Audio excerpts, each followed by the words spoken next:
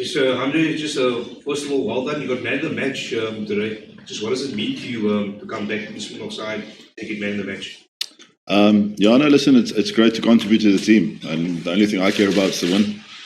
Honestly, that's the only thing we needed today. A lot of guys played very well today, so I mean, I know there's always got to be one, but for me, it was just about getting the win.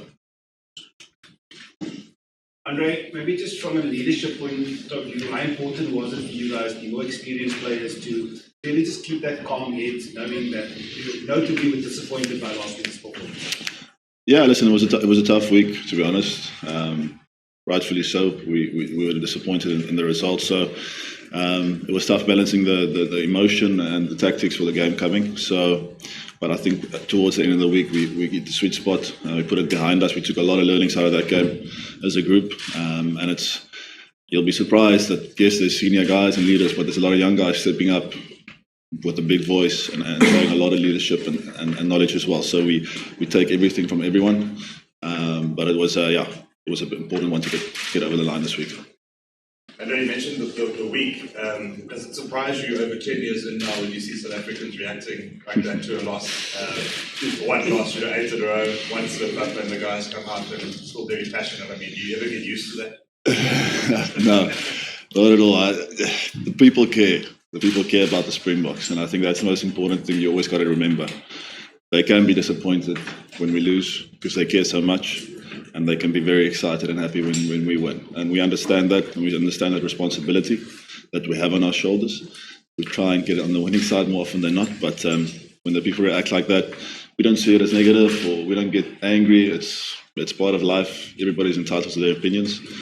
We just get onto the next job and try to get back on the horse. Obviously, the conditions were different to last week, and the aerial battle was something, and also your tactics.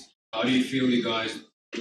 How do you feel that you did go in the aerial battle? Obviously, it's your job to put it up, but I mean, chasing and all of that is also part of it that you guys practice. What do you feel? Do you feel you guys got enough good positives from that? Yeah, I think that was a great battle within the game. I think both teams were very, very good. I think our boys got in there as much as they possibly could. I think you're not always going to win them back, and I think Australia were very good on that transition, coming down and keeping it alive. And they got some electric wings, which you could see tonight. So I think it was a great battle within the battle. I think it was a combination of tactics and conditions, which forced us maybe into a little bit more tonight. We knew what we had to do. So, but listen, it's a great battle. It's an area in rugby that's getting much more competitive with all the new laws and stuff. So it's pretty tough on a guy receiving a high ball. But listen, our wings are unbelievable. Getting in there, they're so brave, and we'll always keep that as one of our strengths in our game, hopefully going forward. Last English question. Sorry. Yeah.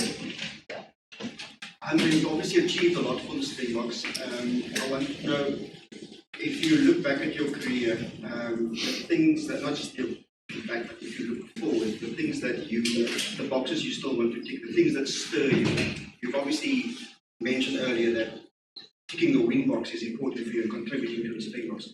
But what are the things that you sort of still aspire to, the things that get you, things that inspire you? It was never about trophies or medals or awards. You want to just play for South Africa. That's the main thing. And if you get one test, it's a privilege. And if you get to play for a few years like I have, it's just unbelievable. And I feel as you get older, you appreciate it even more and more and more, because you know the end is getting closer. And I think with this group, it's such an unbelievable group of men and players, coaches, management staff. It's something you just want to be a part of as long as you possibly can. And for that to happen, you have to work hard and play well. But for us, it's we want to win, and we want to keep South Africa right up there, and that's the main thing. The trophies and the medals are nice, but for us, it's about making South Africa proud and making the Springboks the best team in the world. Afrika?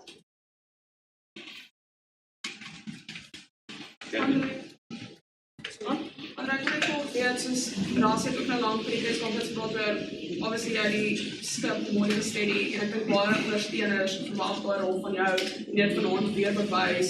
Hoe kry jy dit reg om keer op keer daai performance te lewer wat 6 uitskrifte op 'n oor is ensovoorts, soos dat die druk nie na jou toe kom nie, maar jy daai rol so goed vervul? Jy leer uit foute uit en jy leer wanneer dit swaar gaan. Ek was jong gewees, en vroeg begin, bitter baie foute gemaak en was 'n paar keer gedrap, maar dis hoe jy leer. Dis daai tye wat jy moet deurwerk en so leer jy elke keer om die situasie beter te hanteer. Ons het 'n ongelooflike jong talent wat deur die groep kom. So as iets gebeur soos laasweek, is net 'n great geleentheid om te leer en hopelik kan ons die jonger ouens help om vinniger te leer uit hierdie goed uit, maar dis weet jy, dis maar net kom met tyd.